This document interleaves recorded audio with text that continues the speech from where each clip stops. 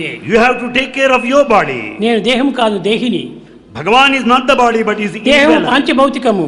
Body is full of sense. దేహం కూలక తప్పదు ఎప్పుడు. It's bound to fall. దేహి నిరామయుండు. Indweller is permanent. గడుతింపక దేహికి చావు పుట్టుకలు మోహ నిబంధ బంధనలు ముద్రలు లేవు.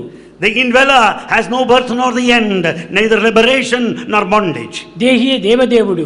This indweller is మదిని God. గమనింపక ఆత్మరూపుడై And is in the very form of the supreme self. ఈ దేహాన్ని రక్షించుకునే నిమిత్తము డాక్టర్స్ ఏమేమో చేశారు. To protect the body of Bhagavan, doctors did a lot. ఇది వాళ్ళ డ్యూటీ. It's their duty. అంతేగాని ఇది నేను దీనిపైన ఏమాత్రం ఆశ పెట్టుకోలేను. Bhagavan did not think of his body at all. అందుకోసమనే నా ఆదర్శాన్ని మీకు అందించే నిమిత్తమై దేహాభిమానం క్రమక్రమేణగా చల్లజేసుకోండి. This is the message of Bhagavan.